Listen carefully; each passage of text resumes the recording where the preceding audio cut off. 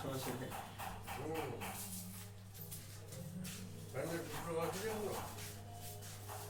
দুটোটা এখনো আসেনি।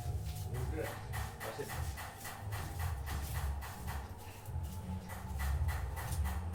ফ্যানের প্রতি আকর্ষণ নাকি?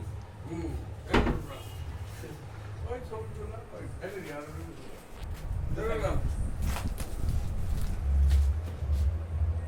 ওই ছোটবেলা থেকে ফেলে